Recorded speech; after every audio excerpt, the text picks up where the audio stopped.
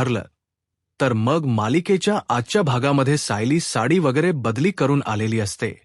ते सायली आले हे दिसल्याबरोबर इथे आता कांगावर करायला सुरुवात ना प्रियाने केलेली असते आणि प्रिया सगळ्यांनाच आरडून ओढून सांगत असते की तुम्हाला मी सांगत नव्हते का की सायली, सुभेदार ती सायली, सुभेदार ही आहे सुभेदार घराण्याची मोठी सून. तुम्हा लोकांना माहिती नसेल पण मी तुम्हा सगळ्यांची ओळख करून देते असं बोलून ती आता सख्यांना सायलीची ओळख करून देत असते आणि ती म्हणत असते की हीच ती मुलगी आहे सायली. सुभेदारजीने आतापर्यंत खूप मोठा गुन्हा केलेला आहे. मग आता त्याबद्दल बोललं जात असतं आणि तेव्हाच ना सांगितलं जात असतं की या सगळ्या काही गोष्टींमध्ये आपण तर काहीच केलेलं नाही. तू तर 2 खून केलेले आहेस. अगं पण हिने काय केले माहिती का? हिने लहान मुलींची तस्करी केलेली आहे. हा किती मोठा गुन्हा आहे हे तुम्हा लोकांना सुद्धा माहिती आहे ना. आणि हे सगळं काही हिने केलं असंही आता म्हटलं जात असतं. आणि मग जेव्हा या सगळ्या काही गोष्टी सायलीला बोलल्या जातात ना तेव्हा मात्र आता सायली ना सगळं काही ऐकून घेत असते. तिला आता मनस्ताप होत असतो पण दुसरा पर्याय मात्र तिच्याकडे नसतो तिला ऐकून घेतल्याशिवाय. मग त्याच वेळेला ना या सगळ्या काही गोष्टी होत असतात तेव्हा प्रिया म्हणत असते की आता तुझ्या बायाचं आयुष्य हे किती बेकार आहे. त्याला आता कायम्स या जेलमध्ये सडावं लागणार आहे. या भाषेतच आता बोललं जात असतं. आणि जेव्हा या सगळ्या काही गोष्टी बोलल्या जातात ना तेव्हा मात्र आता इकडे असणारी प्रिया सायलीला टोमणे मारत असते आणि सायलीला तोंडाला येईल ते बोलत असते. सायलीला जिप्पा या सगळ्या काही गोष्टी ती बोलते तेव्हा सायली खवळते आणि सायली तिच्या अंगावर पेटून उठते. ती म्हणत असते की इतका वेळ मी ऐकून घेत होती म्हणून जास्त करायची गरज नाही. माझ्या बायाबद्दल एकही शब्द मी ऐकून घेणार नाही. माझ्याबरोबर बोलत होतीस तोपर्यंत ठीक होतं पण तू आता एक्स्ट्रा बोलू नकोस असंही आता सायली जी आहे ती प्रियाला बोलत असते. तेच आता दुसरीकडे अर्जुन जो आहे तो इन्स्पेक्टर सावंत यांच्या सोबत बसलेला असतो आणि त्यांच्याकडून सकी काही इन्फॉर्मेशन काढून घ्यायचा प्रयत्न करत असतो.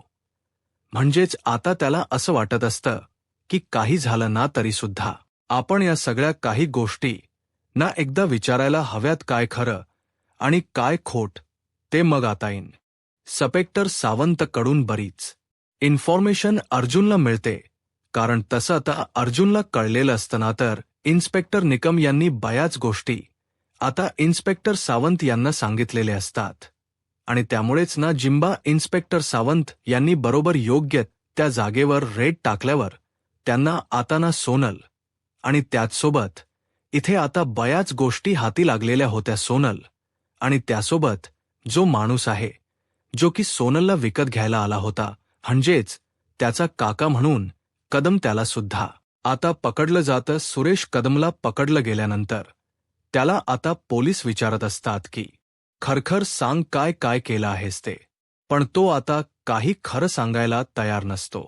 त्याच्याकडून जे काही त्याचं बोलणं आहे ते ऐकून घेतल्यावर तर ना आता इकडे पोलिसांना तो सांगत असतो की हे सगळं काही मी पैशांसाठी केलं. मग आता जी सोनल असते ना ती सुद्धा खूप जास्त रडत असते. सोनल जेव्हा एवढी रडते ना तेव्हा मात्र आता सोनलला कसं शांत केलं जात असतं पण सोनलला आता काही बोलता येत नसतं कारण सोनल सोबत खूप मोठा अन्याय जो झालेला असतो त्यामुळे सोनल रडत असते. तेच आता इकडे काही कॅमेरा आणि बाकी सगळे सामान सुद्धा भेटतात आणि त्यामुळे आता पोलिसांचा संशय हा दाट वाढत चाललेला असतो.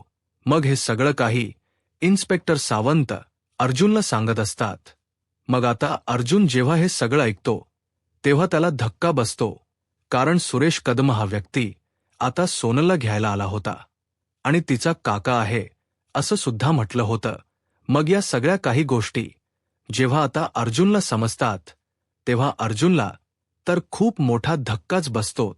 त्याने हे कधी अपेक्षितच केलं नव्हतं. तेवढ्या गोष्टी आता घडत होत्या आणि त्यामुळे आता तो मोठ्या टेन्शनमध्ये होता. तो आता बोलत होता की नाही, तुमचं काहीतरी चुकतं, काहीतरी गडबड आहे. पण त्याच वेळेला आता ते इन्स्पेक्टर सावंत जे आहेत ते म्हणत असतात की मी तुम्हाला तेच सांगतोय जे निकम यांनी मला सांगितलेलं आहे. निकम ज्यावेळेला मला या सगळ्या गोष्टी बोलल्या तेव्हाही विश्वास बसला नाही, कारण जेव्हा त्यांनी सुरेश कदमला पकडलं तेव्हा सुरेश कदमकडून जेव्हा माहिती काढून घ्यायचा प्रयत्न केला तेव्हा सुरेश कदम यांनी ना सायली सुभेदार यांचं नाव सांगितलं. तेव्हा सायली सुभेदार नक्की का खरं खरं सांग, कोणी सांगितले तुला हे काम करायला? तेव्हाच ना त्यांनी आता सायलीचं नाव घेतलेलं असतं की या सख्यामध्ये सायली सहभाग आहे आणि सायलीनेच मला हे सगळं काही करायला सांगितलं होतं, हेही आता म्हटलं जात असतं. जेव्हा आता या सगळ्या काही गोष्टी बोलल्या जातात ना, तेव्हा मात्र आता इकडे पोलिसांना सुद्धा धक्का बसतो की अर्जुन सुभेदारची बायको या सगळ्या काही गोष्टी कशा काय करू शकते, असंही आता म्हटलं जात असतं. मग ती भासना इथे आता पोलीस जे आहे ते खवळून गेलेले असतात आणि ते आता म्हणत असतात की तुम्ही हे सगळं काही बोलताय. मग ते भासना, हो मी खरं सांगतोय, मी जे काही बोलतोय ते शब्द शब्द खरं आहेत, कारण सायली सुभेदार यांनीच माझ्याबरोबर हे सगळं काही केलेलं आहे. खरं तर मीच त्यांना नाही बोलत होतो, पण त्याच मला बोलायला लागल्या की ह्यामध्ये भरपूर पैसा आहे. मग मला सांगायच्या की हे असं करायचं, त्यानंतर मुलींचे असे घांडे घांडे व्हिडिओ बनवायचे आणि ते विकायचे. आणि ते काम त्यांनी एका माणसासोबत मिळून केलं होतं आणि ते सुद्धा त्यांनी मला सांगितलं असंही. आता इकडे सुरेश कदम बोलत असतात आणि सायलीची बदनामी करत असतात. बिचाऱ्या सायलीला काय काय म्हणून सहन करावं लागणार असतं. हे सगळं काही आता पोलीस ऐकतात ना, तेव्हा पोलिसांना तर खूप मोठा धक्काच बसतो. पोलीस म्हणत असतात की तुम्ही हे सगळं काय बोलताय, तुमचं तुम्हाला तरी कळतं का? तेव्हा पोलिसांना आता तो म्हणत असतो की खरंतर ना मला सुद्धा या गोष्टी आधी खूप जास्त कठीण जात होत्या, पण खरंच ना खरंच सांगतोय, मी हे सगळं काही त्यांनीच केलं. हे मला त्यांनी करायला भाग पाडलं आणि जेव्हा त्यांनी मला हे सगळं काही करायला सांगितलं ना, तेव्हा मी त्यांना म्हटलं सुद्धा की हे असं करूया नको, पण त्या मला म्हणाल्या की यात पैसा जास्त असतो. त्यांनी मला ठराविक रक्कम दिली, त्याने सांगितलं तसं मी केलं पैशांसाठी, मी सगळं काही केलं असं बोलून ना, आता मात्र त्याने सायलीचं नाव सांगितलेलं असतं. सायलीचं नाव जसं आता तो सांगतो ना तसं बिचारी आता सायलीला अटक करायचं हे मात्र पोलिसांनी ठरवलेलं असतं. मग आता पोलीस सोनल सोबत काय काय केलं असं देखील आता विचारत असतात. त्यावर आता सायली मॅडमने मला ज्या ज्या काही गोष्टी सांगितल्यात त्या सगळ्या काही गोष्टी मी तिच्यासोबत केल्या हेही आता म्हटलं जात असतं. मग हे सगळं ऐकून ना खूप मोठा धक्का जो काही घसा साफ करणे आहे तो आता बसलेला असतो, कारण कधीच ना अपेक्षा केली नव्हती आणि त्यामुळे पोलिसांना सुद्धा अर्जुन सुभेदारची बायको सायली सुभेदार ही असे कारनामे करते हे ऐकून धक्का बसलेला होता. जेव्हा आता या सगळ्या गोष्टी अर्जुनला कळतात तेव्हा अर्जुनला पायाखालची जमीनच सरकते. अर्जुन म्हणत असतो की हे सगळं काय आहे? मग हे सगळं काही सगळं एकूण एक शब्द खरे आहेत असंही आता म्हटलं जात असतं. मग आता तेव्हाच विचारलं जात असतं की मला एक गोष्ट सांगा की तुम्ही ज्या ज्या काही गोष्टी सांगताय त्यानुसार मला एकच गोष्ट तुमच्याकडून ऐकायची आहे आणि ती म्हणजे एकदम व्यवस्थित आणि शांतपणे सांगा. म्हणजे मला हे म्हणायचं आहे की जे काही घडलं आहे त्याला सर्वस्वी जबाबदार कोण आहे? तर सायली सुभेदार आणि त्याचबरोबर याच्यातली एकही मुलगी जी आहे ना ती अल्पवयीन नव्हती असं देखील अर्जुन सांगत असतो. पण तेव्हाच ना अर्जुनला आता इन्स्पेक्टर सावंत सांगत असतात की तुम्ही जे काही बोलताय ते सगळं ठीक आहे, पण आम्हाला असं कळलं आहे की त्यातील सगळ्या मुली ज्या आहे त्या अल्पवयी आहेत आणि मुख्य या सगळ्यामध्ये एक गोष्ट चुकीची अशी झालेली आहे की जी सोनल आहे ना, जिला आता आपण पकडलं होतं, ती सोनल सुद्धा ना सायली बहिणींबद्दल म्हणजे चुकीच बोललेली आहे, तिने विरोधात साक्ष दिलेली आहे. त्यामुळे आता ही केस ना स्ट्रॉंग इतकी झाली आहे ना, की काय सांगू आता. आपल्याकडे पर्याय जो आहे तो काही सुद्धा उरलेला नाही आहे. या सगळ्या काही गोष्टी जेव्हा आता बोलल्या जात असतात तेव्हा अर्जुनला तर मोठा धक्काच बसतो. अर्जुन म्हणत असतो की हे सगळं काय आहे, हे सगळं काही शक्यच नाही. कारण आम्ही ना खूप मोठा विश्वास ठेवून त्या माणसाच्या हाती हे सगळं काही सुपरत केलं होतं, पण त्या माणसाने एवढी मोठी चाल केली असं वाटलंही नव्हतं. मग आता सुरेश कदमला कुठे ठेवलेलं आहे? मग सुरेश कदमला बहुतेक कस्टडी वगैरे दिली नाहीये, पण त्याच्यावर बारीक लक्ष ठेवलेलं आहे. पोलिसांसोबत त्याची ज्या काही गोष्टी आहे त्या पोलीस त्याला बरोबर करतायत मॅनेज. पण तुम्हाला ना आता मला असं वाटतं की या सगळ्या ज्या गोष्टी ज्या आहेत ना त्या विचारायच्या असतील तर ही फक्त एकाच व्यक्तीकडे जाऊ शकता, त्या म्हणजे इन्स्पेक्टर निकमकडे गेलात ना की तुम्हाला या सगळ्या काही गोष्टी समजतील असं देखील आता इकडे असणाऱ्या या इन्स्पेक्टर सावंत यांनी सांगितलेलं असतं. आणि सावंतांकडून बरीच इन्फॉर्मेशन आता अर्जुनला मिळालेली असते. अर्जुनला आता काही झालं तरी सायलीला निर्दोष सोडवायचं असतं, त्यासाठी ती प्रयत्न करत असतो. मग दुसरीकडे आता सायली ही पेटून उठलेली असते. आणि सायली जशी पेटून उठते ना तसं मात्र सायलीने चांगलंच सुनावलेलं असतं. सायली जसं सुनावते तसं मात्र आता प्रियाची बोलती बंद होते. सायलीने तिला सांगितलेलं असतं की तू माझ्या बाळाचा विचार करू नकोस, माझं बाळ आहे ना लवकरच या सगळ्यातून इथून बाहेर पडणार आहे. पण तू ना तुझ्या बाळाचा विचार, कारण माझ्या पाठीशी माझं कुटुंब आहे. आणि तुम्ही सगळ्यांनी ना हे गुन्हे करून बसलेला आहात, पण हे गुन्हे मी काही केलेले नाही. मी निर्दोष आहे. फक्त मला खोट्या केस खाली यामध्ये अडकवलं गेलेलं आहे. मग या सगळ्यात दूर मी तर बाहेर येईनच. मग तेव्हा तुझं काय होईल ना, तेव्हा तू विचार कर. कारण आहे ना तू स्वतःचा विचार करण्याच गरज आहे. माझ्या बाळाचा जन्म ह्या पोलीस स्टेशनमध्ये नाही तर तो बाहेरच होणार आहे. असं देखील आता सायली पेटून उठलेली असते आणि ती बोलत असते. सायली जेव्हा या सगळ्या काही गोष्टी बोलते ना तेव्हा मात्र प्रियाला धक्काच बसतो. कारण सायलीला असं वाटत होतं की हिला जर आपण आता ऐकत राहिलो तर ही आपल्याला अजून त्रास देईल. आणि म्हणूनच मग आता ह्या सगळ्या काही गोष्टी आहेत ना त्या बोलून दाखवलेल्या होत्या इकडे. आता सायली आता जेव्हा प्रियाला सुनावते तेव्हा मात्र आता प्रियाची पूर्णपणे बोलती बंद झालेली असते. प्रियाला काय बोलावं हे समजत नसतं, कारण सायलीच्या पाठीशी तीच खंबीर असं कुटुंब असतं. आणि सायलीच्या पाठीशी कुटुंब असल्यामुळेच ना आता सगळीकडनं ना बोलती बंद प्रियाची झालेली असते. कारण सायलीच्या पाठीशी धांच बळ असतं आणि त्यामुळे सायलीना जे काही खरं आहे ते सगळं काही इथे प्रियाला बोलून सुनावत होती.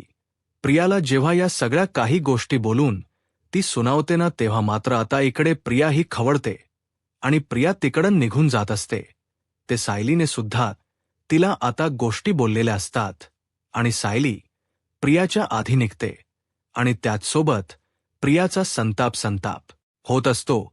प्रियाने विचार सुद्धा केलेला नव्हता की आज सायलीकडून आपल्याला या काही गोष्टी एवढ्या ऐकू येतील. पण आता इकडे अर्जुन जो आहे तो या सगळ्यामध्ये म्हणत असतो की मला ना सोनलला भेटायचं आहे. पण इन्स्पेक्टर सावंत म्हणतात की तुम्हाला काही झालं तरी सुद्धा सोनलला भेटता येणार नाही. तरी सुद्धा तुम्ही एकदा परमिशन काढून बघा, निकम यांच्याशी बोलून बघा, असं देखील आता सांगितलेलं असतं. निकमकडे अर्जुन आलेला असतो आणि तो आता म्हणत असतो की मला सोनलला भेटायचं आहे. पण आता ते पोलीस जे आहेत, इन्स्पेक्टर निकम, ते मात्र आता नाही असं म्हणत असतात. तुम्हाला जे काही तिच्याशी बोलायचं आहे ना ते थेट कोर्टातच बोलता येईल. तिच्याबरोबर आता कोणतीही चर्चा वगैरे तुम्हाला करता येणार नाही असंही आता सांगितलेलं असतं. आणि जेव्हा या सगळ्या काही गोष्टी सांगितल्या जातात तेव्हा मात्र आता अर्जुन म्हणतो की निदान मला तिच्याशी बोलून घेऊ द्या, तिला काय वाटते काय नाही. पण आता इन्स्पेक्टर निकम यांनी भेटण्यासाठी नकार दिलेला असतो. तेच आता म्हणत असतो की मला निदान आता भेटायला तरी द्या त्या कदमांना. मग आता कदम काही झालं तरी कदमाला भेटायला द्यायचं नसतं. इकडे आता निकमला निकम काही बोलत नसतात. पण आता अर्जुन ठरवतो की काही झालं तरी वकीलपत्र तयार करायला हो, सायलीचे लवकरात लवकर सुटका करायला हवी आणि त्यासाठी पटापट पुरावे शोधायला लागणार आहेत असं देखील आता अर्जुन म्हणत असतो. पण त्यासाठी पहिल्यांदा ना आता आपल्याला सुरेश कदमकडे जावं लागणार आहे. पण आपण सुरेश कदमकडे कसं जायचं, कारण आता आपल्याला इन्स्पेक्टर निकम यांनी सांगितलेलं आहे की त्याला पोलिसांच्या बंदोबस्ताखाली ठेवलेलं आहे. मग आपण तिथे कसं पोहोचायचं. अर्जुन म्हणत असतो की ते मला काही माहीत नाही. काही झालं ना तरी सायलीची सुटका करायची असेल ना तर इन्स्पेक्टर निकमचं काही बोलणं ऐकायचं नाही. काही झालं ना तरी सुद्धा त्या सुरेश कदमपर्यंत पोहोचायचं, कारण त्या सुरेश कदमने बाकी मुलीसुद्धा कुठे ठेवले आहे ते आपल्याला कळतील. तेच इकडे मधुभाऊ सगळ्यांची माफी मागत असतात आणि हे सगळं काही माझ्यामुळे झालंय. मी जर ही जबाबदारी सायलीकडे दिलीच नसती तर सायलीवर आज वेळ आली नसते.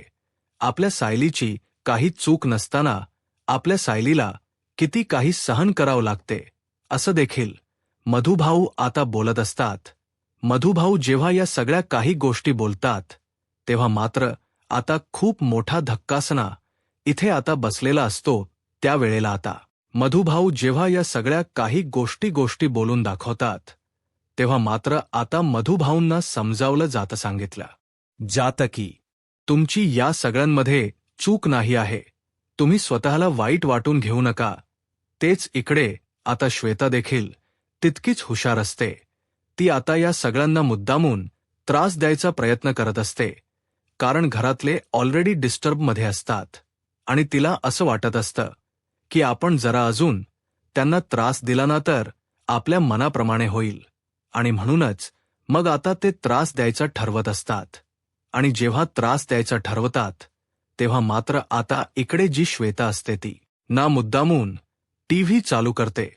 जस आता श्वेताने टीव्ही चालू केलेला असतो तेव्हा सक की जण बघत असतात. तेच आता अश्विन म्हणत असतो की मला माहिती आहे ना, हे सगळं ना कोणीतरी मुद्दामून केलेलं आहे आणि मला ना त्या प्रियावर दाट संशय आहे असं देखील अश्विन आता बोलू लागतो. तेव्हाच ना आता इथे अस्मिताही म्हणत असते की हो, तू बोलतोय असते अगदी बरोबर आहे. ती ना कुठच्याही थराला जाऊ शकते. तिला हव्य ना ते मिळवण्यासाठी ती काही सुद्धा करू शकते. अगदीच ना हे तस झालेलं आहे. इथे आता श्वेताने टीव्ही लावलेला असतो आणि त्या टीव्हीमध्ये काहीतरी वेगळंच लागलेलं असतं. प्रतिमा तिला सांगत असते की टीव्ही बंद कर, पण प्रतिमाला आता ती बोलत असते की आपण जर याच टीममध्ये हरवून बसलो ना तर सारखा त्याचा त्रास होईल. म्हणूनच मी आता जरा वेळ का होई ना टीव्ही लावत आहे असंही आता श्वेता म्हणत असते. श्वेताने मुद्दामूनच टीव्ही ऑन केलेला असतो, कारण तिला ना या सगळ्या काही गोष्टी मुद्दामून घडून आणायच्या होत्या. मग जेव्हा या सगळ्या काही गोष्टी मुद्दामून घडून आणायच्या होत्या, कारण तेव्हा न्यूज चॅनल ती लावते. मग न्यूज चॅनलवर आता सायलीवरचे आरोप आणि त्यासोबत सुभेदार कुटुंबाबद्दल चर्चा केली जात असते. सुभेदार कुटुंब कसं आहे आणि ते कुठच्या थराला जातंय याबद्दल आता बोललं जात असतं. आणि जेव्हा या सगळ्याबद्दल चर्चा केली जात असते तेव्हा मात्र आता सगळ्यांचा संताप होत असतो. मात्र दुसरीकडे हे सगळं बघूनच ना आनंद मात्र श्वेताला होत असतो. श्वेता आता खूप जास्त अशी खुश असते. श्वेता आता जशी आता खुश असते ना, तेव्हा मात्र ती सगळ्यांचं तोंड बघत असते. सगळ्यांनीच आता सांगितलेलं असतं की पहिल्यांदा ना टीव्ही बंद कर श्वेता, तुला आधीच सांगितलं होतं. तेच ऐकायचं नाव वैताग आलेला आहे. जिथे आपली चूक नाही ना तिथे आपण काही सुद्धा बोलायचं नाही असंही आता म्हटलेलं असतं. आणि जेव्हा या सगळ्या काही गोष्टी ज्या आहेत ना त्या ऐकल्यानंतर इकडे आता सगळ्यांनाच धक्का बसतो. आणि तेव्हापासनं दुसरीकडे मात्र इकडे आता आपणच आपल्या सायलीच्या पाठीशी खंबीरपणे उभं राहायला हवं, कारण आपली सायली जी आहे ती असं काही करणं शक्यच नाही. म्हणूनच आता संपूर्ण कुटुंब सायलीच्या पाठीशी खंबीरपणे उभं असतं. आणि ते पास ना इकडे आता जी श्वेता आहे ना तिला मात्र आता कळत नसतं की काय करावं. पण श्वेताला अस्मिता आता सांगत असते की तू पटकन जा आणि ज्या स्मिथकडे लक्ष ठेव. इथे तिथे थांबण्यापेक्षा स्मिथकडे लक्ष ठेव असं देखील आता तिने सांगितलेलं असतं. स्मिथची जबाबदारी अस्मिताने मुद्दामून श्वेताकडे दिलेली असते. तेच आता संपूर्ण कुटुंब सायलीच्या पाठीशी तर ठामपणे उभं असतं. तेच आता दुसरीकडे पाहायला मिळत असतं की अर्जुन आणि त्याचसोबत इकडे आता चैतन्य परफेक्ट ठिकाणी पोहोचलेले असतात. आणि जेव्हा अर्जुन आणि चैतन्य त्या ठिकाणी पोहोचतात तेव्हा आता चैतन्याला अर्जुन म्हणत असतो की तू आता बाहेर जायचं आहेस आणि तू सगळी इन्फॉर्मेशन काढायची, कारण मी जर गेलो तर त्याला माहिती आहे की मी कोण आहे, त्यामुळे तुम्हाला लगेच ओळखेल. तू जर गेलास ना तर तुला नाही ओळखणार. त्यामुळेच ना मी तुला सांगतोय की तू जा आणि बघ काय होतं ते. काही सुद्धा राज बोलू नकोस, फक्त ना मोबाईल चालू ठेव. मला बघायचं आहे की तो काय काय बोलतो ते. असोही आता इकडे अर्जुन बोलत असतो. चैतन्य म्हणत असतो की हे सगळं काही सेफ तर आहे ना. तर चैतन्यांना अर्जुनने या सगळ्या काही गोष्टी करायला सांगितलेल्या असतात. आणि जेव्हा या सगळ्या काही गोष्टी समजतात ना तेव्हा मात्र आता चैतन्य आपल्या मोबाईलचा कॅमेरा चालू ठेवतो आणि आता व्हिडिओ कॉल सुरू असतो. व्हिडिओ कॉल जेव्हा सुरू असतो ना तेव्हा आता समोर जे जे काही दाखवलं असतं ते सगळं काही आता अर्जुनला दिसत असतं. अर्जुन म्हणत असतो की मला असं वाटतं ना की एक काम करतो ना. समोर विचार तिथेच राहतोय का, तर तिथे आता काही हवालदार सुद्धा बाहेर उभे असतात. ते हवालदार सुद्धा बाहेर उभे आहेत ना हे दिसत असतं. आणि त्यामुळेच ना अर्जुन आता चैतन्याला म्हणत असतो की तू तिथे जा आणि तिथे जाऊन या सगळ्या काही गोष्टी विचार. मग आता चैतन्य जो आहे तो तिथे जातो आणि तिथे असणाऱ्या पोलिसांकडून माहिती काढून घ्यायचा प्रयत्न करत असतो. अर्जुनला आता चैतन्य बोलत असतो की आपण निघतो तर आहोत, आपण करत तर आहोत, आपलं हे सगळं काही सक्सेस होईल ना. तेव्हाच ना आता अर्जुन म्हणत असतो की तू फक्त जा आणि दार वाजव, मग आपण पुढचं काय ते बघूया, काय करायचंय आणि काय नाही ते. मग तेच आता दार वगैरे वाजवलं जात असतं.